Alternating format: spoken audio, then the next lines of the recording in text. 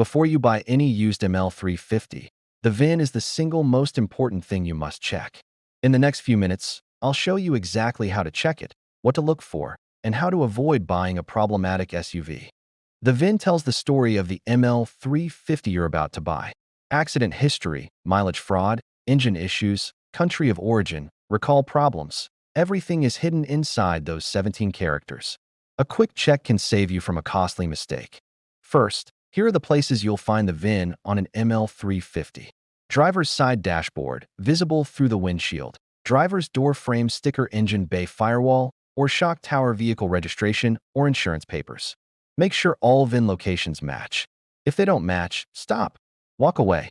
Now let's verify the VIN properly. Compare all physical VINs. Check dashboard VIN, door sticker VIN, and engine bay VIN.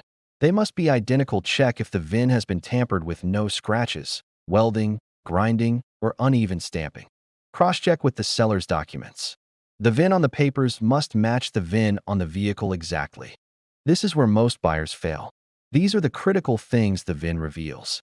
Accident history, mileage, rollback or odometer, fraud, flood or water damage, outstanding loans, stolen vehicle. Check airbag deployment history, service and maintenance records, factory recall status, original engine and transmission details.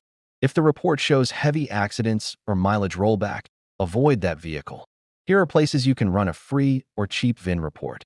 Mercedes-Benz online VIN decoder, Carfax or AutoCheck, free VIN lookup websites, vehicle history apps used in Nigeria, auction history tools. These tools will instantly reveal issues the seller might not tell you.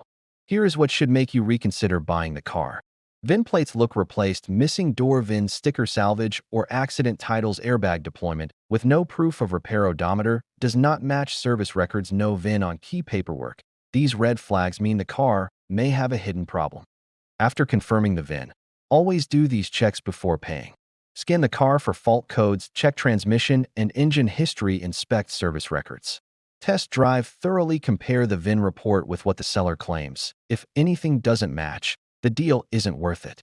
That's how to properly check an ML350 VIN before buying a used one. Drop your VIN questions in the comments, and I'll help decode them. Subscribe for more ML350 buying guides, repair tips, and real mechanical advice.